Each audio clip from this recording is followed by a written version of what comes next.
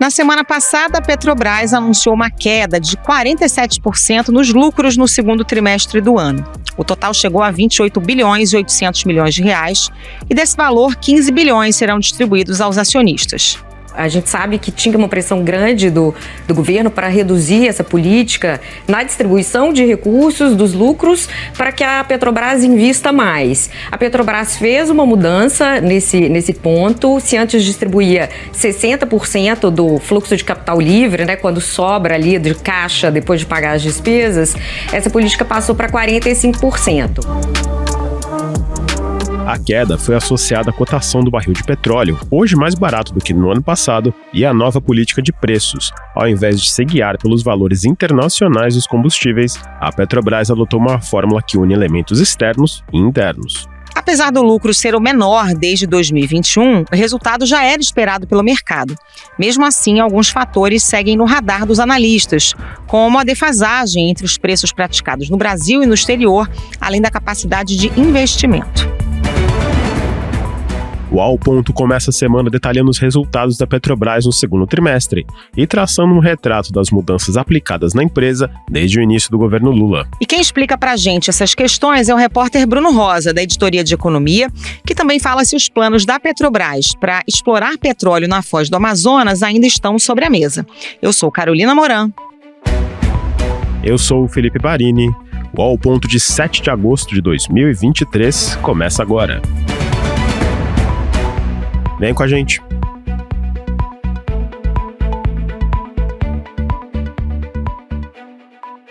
Bruno Rosa, bem-vindo aqui ao Ponto mais uma vez, para a gente falar sobre o lucro da Petrobras, que caiu 47% no segundo trimestre. O quanto isso já se deve à nova política de preços da empresa, que foi anunciada em maio, ou a outros fatores? O que explica essa queda no lucro? A queda no lucro da Petrobras no segundo trimestre de 2023 ela foi basicamente causada pela redução do preço do petróleo no mercado internacional. Se a gente olhar o segundo trimestre do ano passado, a gente vai ver que a cotação média nesse período do petróleo estava em $113 por barril. Quando a gente vem para esse ano de 2023, no segundo trimestre, essa cotação caiu para $78. Então, essa queda muito elevada do preço do barril, porque ano passado a gente tinha ali a guerra da Ucrânia e da Rússia, isso disparou todas as cotações internacionais da commodity no mercado internacional, acabaram por elevar demais o lucro das petroleiras no ano passado. E esse ano isso não está acontecendo. A gente foi vendo ao longo do ano e esse ano também uma acomodação nos preços. Então, os preços no segundo trimestre, eles caíram bastante. Claro que se a gente olha para agora, né, para o mês de agosto, a gente já vê uma retomada dos preços do petróleo. Mas o fato é que quando a gente olha para o corte do segundo trimestre, a gente vê uma queda muito grande no preço do petróleo. E isso acaba ajudando a explicar, em grande parte, a queda no lucro e a queda na receita da Petrobras, né? A Petrobras hoje, assim que saiu o resultado do segundo trimestre, na sexta-feira, a Petrobras ela fez um call com analistas pela parte da manhã e a parte da tarde fizeram uma coletiva de imprensa virtual, né? E o presidente da Petrobras, o Jean Paul Prats, foi enfático em afirmar que a política de preços da companhia, que foi lançada em maio, não afetou em nada ainda os resultados da companhia. Ele atribuiu basicamente a queda do lucro ao preço do petróleo e, além disso, a gente tem outros dois pontos principais, né, que foi a baixa contábil da segunda unidade de refino da refinaria de Abreu e Lima em Pernambuco, né, que gerou um impacto negativo para a empresa em quase R$2 bilhões, e você também teve um impacto ali tributário. A gente vai lembrar daquele imposto de exportação de petróleo, que valia por 4 meses a partir de março, que gerou uma saída de caixa da Petrobras de R$600 milhões. Então, esses três fatores, basicamente, ajudam a explicar essa redução no lucro líquido da Petrobras no segundo trimestre.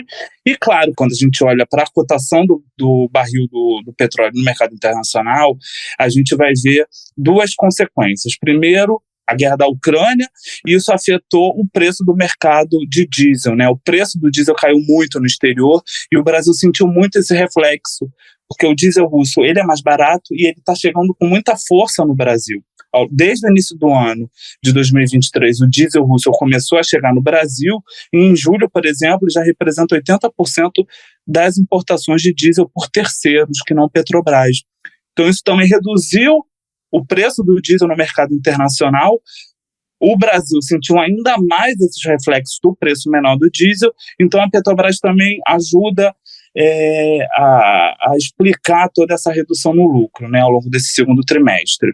E a gente não pode esquecer que o mercado ele tem uma grande dúvida em relação à política de preços ainda. É uma discussão que ela continua, está cada vez mais forte.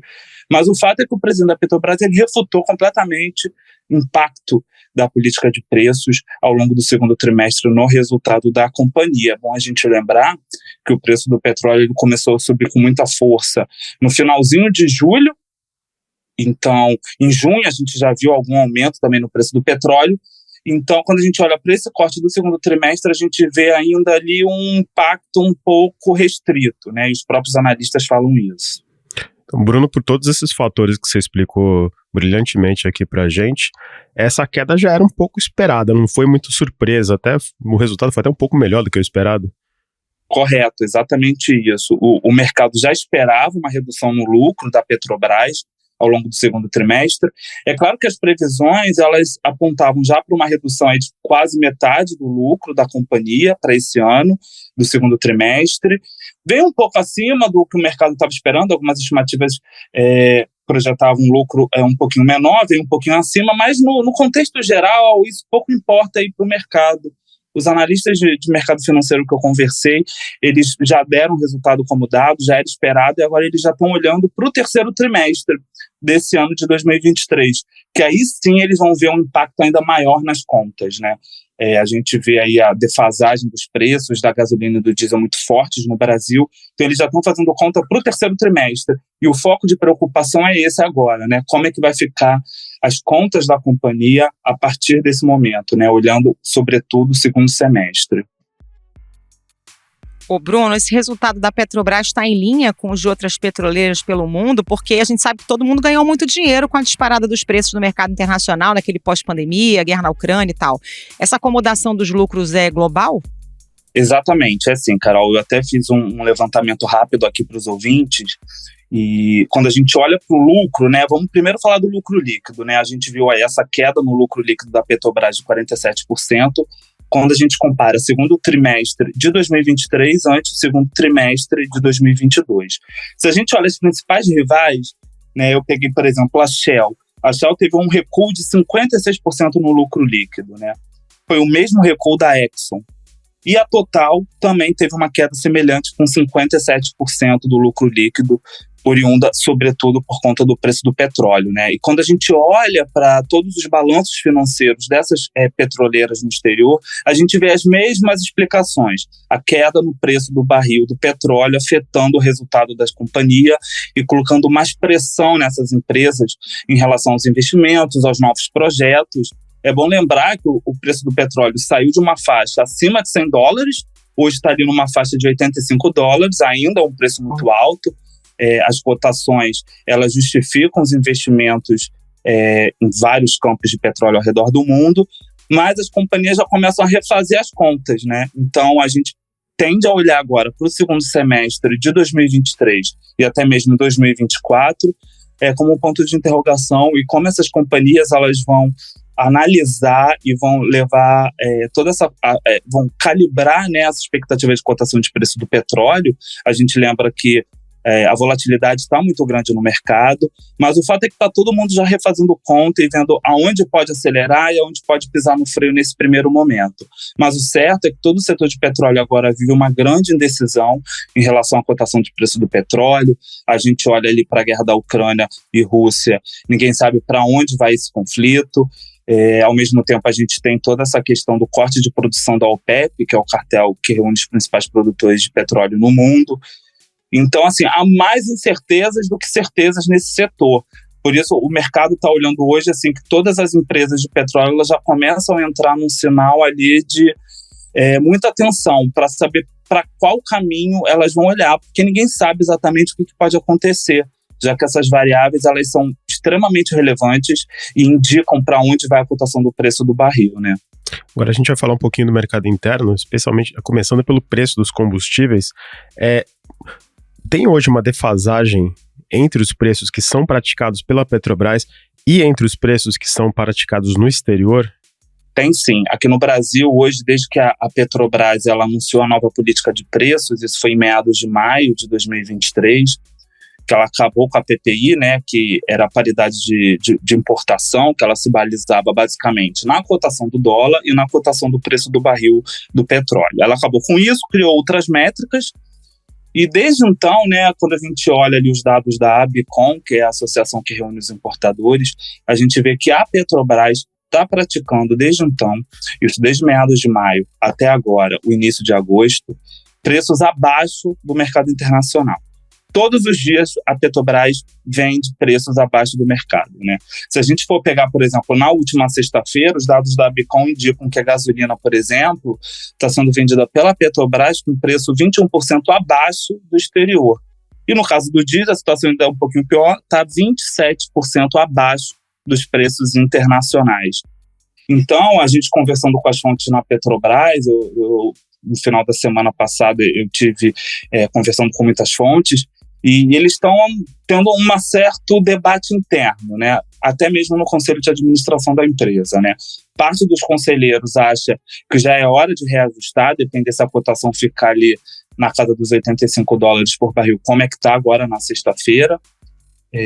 Ao mesmo tempo, uma outra parte dos conselheiros querem tentar segurar um pouco ainda por conta das preocupações do governo, de inflação. O Comitê de Política Monetária acabou de reduzir os juros, olhando aí a expectativa de inflação, então há um temor de que, aumentando o preço de combustível agora, isso possa refletir diretamente nos índices de inflação. Então a Petrobras vive um certo dilema interno hoje, se reajusta ou não reajusta. O que as fontes estão indicando é que se a cotação do preço do barril continuar subindo ou se mantiver na atual faixa de $85 por barril, $86 por barril, tem um pouco essa volatilidade, vai ser impossível não fazer qualquer tipo de reajuste na gasolina, né? Muitos falam até na possibilidade de fazer um reajuste ainda essa semana no preço da gasolina, mas aí a gente tem que ver quem que vai vencer essa guerra de braço, quem que vai vencer essa disputa de braço, né? Se é a ala do governo ou se são os conselheiros mais alinhados ali com o mercado financeiro. Bruno, com a queda do preço do petróleo, a receita de vendas caiu mais de 33% no segundo trimestre, nessa comparação aí com o mesmo período do ano passado. A direção da Petrobras esperava compensar essa redução dos preços com um volume maior de vendas. Isso se concretizou? Não se concretizou. O que a Petrobras fala, até mesmo no balanço, quando você olha a explicação do balanço financeiro que a Petrobras publicou, e divulgou para o mercado financeiro, eles falam que a queda do preço do petróleo internacional e os preços dos derivados, como o diesel, que acompanharam essa redução no preço da commodity no cenário internacional, não foram suficientes para compensar o maior volume de vendas. Então a gente vê, se de um lado teve ganho com maior volume, a queda das cotações foram superiores. Então isso acabou que, no final das contas, a empresa ficou num cenário mais negativo, de queda da receita, o que acabou impactando na queda do lucro, obviamente. E é bom lembrar também que a companhia acabou tendo redução nas exportações, né? Porque ela acabou priorizando o combustível aqui para o mercado interno, pegou o petróleo, processou, levou para as refinarias e não vendeu esse petróleo no mercado externo, né? Até mesmo por conta das cotações muito baixas. Então, quando a gente olha para todo esse cenário de queda no preço da cotação do petróleo no cenário internacional, ela não foi suficiente para ser calibrada positivamente, digamos assim, pelo aumento do volume, né? Então, realmente, a Petrobras acabou sofrendo diretamente os impactos dessa redução do preço do petróleo no mercado internacional. Bruno, em maio você veio aqui no Ao Ponto falar sobre a nova política de preços da Petrobras e na época a gente comentou que os critérios eles tinham alguns problemas com transparência. Quase 3 meses depois, essa impressão permanece? Permanece. Os analistas dizem que classificam a nova política de preços da companhia como uma espécie até de caixa preta. Eles não conseguem identificar e não conseguem visualizar até que ponto a Petrobras ela tem espaço real para reduzir os preços ou para subir os preços, né? Fica muito a critério da administração da empresa. Então, tanto que quando saiu o relatório na quinta-feira à noite com os resultados do segundo trimestre, vários analistas não conseguiram identificar ali no balanço, nas linhas do relatório, qual foi o real impacto da política de preços no lucro e na queda da receita. Eles não conseguiram. Tanto que eles falam, olha, a gente só vai conseguir ver de fato e ter uma clareza melhor a partir do terceiro trimestre, porque a gente vai pegar mais meses com preços defasados. E é importante lembrar que o presidente da Petrobras negou veementemente que a política de preço tenha afetado o lucro da companhia no segundo trimestre. Mas o que fica de lição até agora, e o que o mercado está olhando exatamente, é entender um pouco isso, né? Quais são as margens que a Petrobras tem internamente para poder segurar e qual o período que ela consegue segurar um reajuste, né? Porque a Petrobras, quando anunciou ao mercado a nova política de preço, ela falou que queria evitar repassar volatilidade para os consumidores e para as empresas que compram seus combustíveis através das refinarias. Mas o fato é que desde maio, de meados de maio até o início de agosto, os preços estão menores em relação ao mercado internacional. Então, realmente, o mercado está muito preocupado, eles não conseguem visualizar até que ponto que a Petrobras consegue esticar essa corda, né? Hoje eles não têm essa clareza. E é completamente diferente de quando havia o PPI, porque com o PPI o mercado conseguia fazer conta e conseguia ver diretamente as perdas, conseguia calcular as perdas com a venda de gasolina e diesel abaixo da cotação internacional. Agora, como a Petrobras criou vários critérios diferentes, né, como eles fazem uma fórmula, que não é bem uma fórmula, mas eles dizem que é uma fórmula, que leva em conta o custo interno da produção, que aí entra a capacidade de refino da Petrobras, os custos logísticos, ao mesmo tempo a Petrobras faz conta de preço de importação, preço de exportação, leva em conta, por exemplo, o custo alternativo que um cliente, que é quem compra esses combustível dela tem, no sentido de uma empresa, ela pode comprar da Petrobras ou pode comprar um diesel russo que está mais barato, então a Petrobras consegue uma competitividade maior nesse sentido. Então são muitos critérios e isso muda também geograficamente, muda. Então antes você tinha um preço mais cristalizado para o mercado, e hoje isso não acontece. Então, realmente, o mercado está cheio de dúvidas para onde vai e até quando vai isso. Tinha uma outra preocupação, a gente falou sobre isso também aqui no Ao Ponto, que era o risco do desabastecimento, né, Bruno? Já que boa parte dos combustíveis que a gente consome é importada. E aí, quando a gente olha o balanço da Petrobras desse segundo trimestre, a empresa informa que as importações tiveram uma alta enorme, aí de mais de 642%, quase 643% no segundo trimestre. É um movimento para evitar esse desabastecimento e a empresa perde dinheiro nessa operação? Está comprando combustível mais caro para vender mais barato aqui dentro? Exatamente. O que a Petrobras tem feito, né, e os próprios analistas concordam com essa análise, e muitos falam isso abertamente, é que a Petrobras está aumentando as importações de combustíveis, sobretudo gasolina, para evitar um possível risco de desabastecimento, né? Ou seja, para evitar que se falte combustível, né? A importação de gasolina, por exemplo, é 1/3 aí, mais ou menos, a depender do mês. O produto importado ele tem uma relevância para o mercado, então a Petrobras compra mais para poder evitar isso, evitar que possa ter o risco de faltar. Claro que hoje, quando a gente olha o mercado, e a própria Agência Nacional do Petróleo fala que não há risco de faltar gasolina ou faltar diesel no Brasil.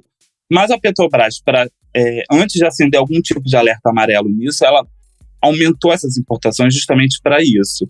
Agora, se isso está causando perdas financeiras para a companhia, a gente só vai conseguir ver, isso dizem os analistas, a partir do próximo trimestre, que é quando eles vão ter uma clareza maior do que está acontecendo, né? E vão poder comparar o terceiro trimestre ante o segundo trimestre de 2023, porque a gente começou a ver as cotações se deteriorarem a partir ali do finalzinho do segundo trimestre.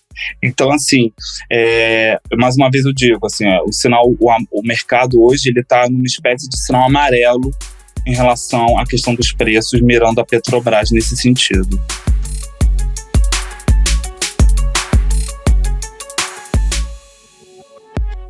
A economia internacional está ainda muito instável.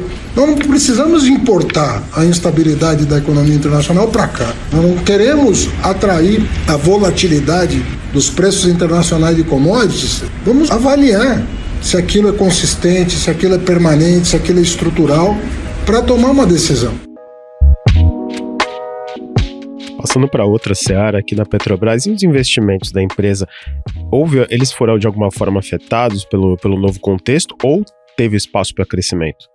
Teve espaço para crescimento. Quando a gente olha o balanço aí nos primeiros 6 meses do ano, a gente viu os investimentos da Petrobras aumentarem aí mais de 18%, chegando aí a 5,7 bilhões de dólares. A Petrobras realmente está nesse movimento de acelerar ao máximo que consegue os investimentos, até para sinalizar para o governo, né? E até uma demanda do próprio governo de voltar a reaquecer o setor de óleo e gás, que foi muito impactado aí nos últimos anos, né? Primeiro pela venda de ativos da Petrobras, o setor passou por um movimento muito forte ainda na pandemia de queda do preço, a cotação do barril começou a subir ano passado, mas a gente sabe que os preços do petróleo, até se refletirem no aumento de investimentos, demora um pouco de tempo, porque são investimentos muito grandes, que exigem muito planejamento. Então isso realmente é um processo mais demorado e acaba tendo esse delay até isso se refletir no balanço. Mas hoje o fato é que a Petrobras está acelerando investimentos, já sinalizou que quer manter o patamar de investimentos elevado, e aí a gente vai para uma outra discussão, que é a questão da capacidade financeira dela.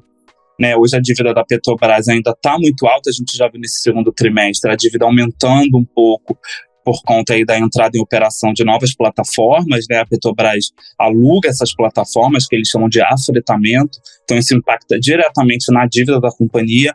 Então hoje a gente tem esse cenário, a Petrobras quer aumentar os investimentos, mas ao mesmo tempo não pode esquecer de olhar para a dívida dela, que já está aumentando. Então o mercado também, mais uma vez, está olhando para isso, é um ponto de atenção do mercado para saber como é que ela vai conseguir equacionar essa dívida com a questão dos investimentos, que o governo já sinalizou que quer aumentar, né? A gente lembra aí, por exemplo, do próprio setor naval, né? A Transpetro, que é uma subsidiária da Petrobras, já falou que vai retomar o setor naval, pretende fazer novas encomendas aí à Petrobras, da Petrobras para o setor já no início de 2024. Então hoje o cenário é de aumento de investimento. A dúvida é como é que a Petrobras vai conseguir ter caixa suficiente para isso. Pois é, Bruno, falando aí de aumento de investimentos, uma promessa da direção da companhia era justamente mudar a política de distribuição dos dividendos para aumentar os investimentos. Já está definida essa nova política de repasse aos acionistas e quanto é que vai ser repassado agora no segundo trimestre diante aí desse resultado? Tá sim, Carol. Além da nova política de preços da companhia que foi lançada em maio, no finalzinho de julho a Petrobras anunciou a nova política de distribuição de dividendos. O próprio governo Lula e o próprio presidente Jean Paul Prat da Petrobras vinham criticando fortemente a política de dividendo da empresa, então eles mudaram essa política. Reduziram um pouco a distribuição de dividendos, né? Isso já começa a valer a partir do resultado apurado no segundo trimestre. Eles mudaram a fórmula, quer dizer, antes eles distribuíam mais dividendos com base nos resultados do trimestre, né? Que é uma conta que eles fazem assim, no sentido de eles pegam tudo que entrou no caixa da companhia, descontam os investimentos e o que sobra eles distribuem uma parte em dividendos. Antes essa conta era 65%, agora caiu um pouco para 45%. Então, vai ser menor, obviamente, né? Então, se a gente olha para o segundo trimestre, a gente vê aí que a Petrobras sinalizou que vai distribuir 15 bilhões de reais em dividendos, tá? É um valor 39% menor que os 24,7% do trimestre anterior, do primeiro trimestre. Então, vamos ter um cenário menor de dividendos, né, a partir agora desse segundo trimestre. E por que isso, né? Porque a Petrobras quer ter mais dinheiro, quer ter mais caixa para poder fazer os investimentos que eu comentava agora há pouco. Porque se ela continuasse, por exemplo, distribuindo esse alto volume de dividendos, ela de fato não ia ter recursos, né, para fazer os investimentos que ela quer. Então, a gente vai ver a Petrobras distribuindo menos ganhos aos acionistas para poder sobrar um pouco mais de dinheiro, vamos colocar assim, para fazer os investimentos, né? Como transição energética, que é algo que ela vem defendendo bastante agora, e a expectativa é que no fim desse ano a Petrobras ela consiga aí, anunciar um novo plano de negócios para os próximos anos. Agora, Bruno, além dos resultados, a Petrobras aprovou anunciou um programa de recompra de ações. Explica pra gente o que isso significa, especialmente qual que é o impacto disso para a empresa e pra gente, para os acionistas, no caso. Exatamente. Hoje, no setor de petróleo, né, as grandes petroleiras do mundo, elas têm uma política de dividendo, cada uma tem a sua, e, em paralelo, elas fazem programas de recompra de ações. O objetivo disso é muito simples. A empresa compra essas ações que estão no mercado, coloca na tesouraria do próprio caixa da companhia. Isso aí tem como objetivo valorizar a ação da empresa no mercado e, no final das contas, acabar distribuindo, dando um ganho maior para os acionistas, né? Então, o objetivo é esse. E aí a Petrobras anunciou que vai fazer agora nesse segundo trimestre uma recompra de ação, é a primeira iniciativa de recompra de ação dela. A ideia é que dure 12 meses essa recompra de ações. A expectativa da Petrobras é comprar $1 bilhão em ações que estão em mercado, e aí essas ações vão para a tesouraria. Então, isso representa 3,5% das ações preferenciais, que é sem direito a voto. Então, ela vai retirar essas ações que estão no mercado, que são dela, e vai colocar na tesouraria. Né? Isso tem como objetivo, basicamente, aumentar o valor da ação da empresa. Ô Bruno, para a gente fechar, tem outro tema polêmico aí envolvendo a Petrobras, que é a questão da exploração de petróleo na foz do Rio Amazonas. Apesar da negativa do IBAMA e da empresa ter retirado os equipamentos que estavam por lá, o presidente Lula disse na semana passada que pode continuar sonhando com isso, e que ele quer continuar sonhando com isso, que a Petrobras tem o direito de refazer os estudos e tal. Em que pé que está isso? A Petrobras mantém essa possibilidade no radar? Mantém essa possibilidade no radar e eles estão extremamente otimistas. Na sexta-feira, em coletiva de imprensa virtual, os diretores da Petrobras falaram que estão otimistas, esperam de fato que o IBAMA dê autorização para a exploração do poço na bacia da Foz do Amazonas. Estão otimistas, eles esperam, estão trabalhando com esse cenário, eles falaram que já entregaram todos os estudos, então querem realmente isso, e eles esperam não só essa autorização do IBAMA para a bacia do Foz do Amazonas, mas para como outras áreas da margem equatorial. Então é algo que está no radar deles, eles estão otimistas, eles querem isso, eles não estão hoje trabalhando com uma hipótese de não ter a exploração na Foz do Amazonas. Né? O presidente Lula, na quinta-feira, falou ali da importância da Foz do Amazonas, destacou a importância do Brasil e da Petrobras de explorar essa área. Então, quer dizer, a gente está vendo ali uma mudança e uma atitude mais ativa ali do governo, com o próprio presidente Lula falando isso, de vamos à frente disso, vamos conversar, vamos tentar chegar a uma solução. E a própria Petrobras, que antes, nos discursos, falava isso depende do governo, agora a gente já vê uma postura um pouco mais otimista em relação a isso, de tentar, de fato, conseguir esse aval do IBAMA para poder explorar ali o primeiro poço na bacia da Foz do Amazonas, que é ali no litoral do Amapá. Então, o mercado ali, mais uma vez, está em compasso de espera. É importante que o Brasil diversifique suas reservas, né? Hoje, a produção de petróleo está muito concentrada no pré-sal, e os estudos já indicam que o pré-sal, daqui a alguns anos, vai começar a entrar em declínio, o que é natural. Então, assim, a Petrobras ela precisa correr para começar a atingir e começar a desenvolver novas reservas, né? Para o Brasil não ficar com uma produção de petróleo decadente na próxima década.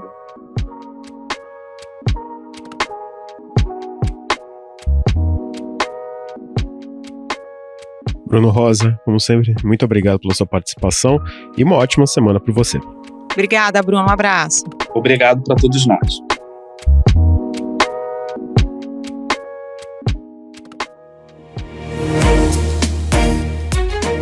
Esse foi o Ao Ponto de hoje, o podcast diário da redação do Globo. Nessa conversa, a gente conta com a participação de toda a equipe do jornal. As mesmas pessoas que levam até você informação e análise de qualidade todos os dias. Quer saber mais? Assine o Globo. Acesse assineoglobo.com.br e confira todas as notícias e reportagens especiais. A edição desse episódio foi de João Guilherme Lacerda. Até mais. Até mais.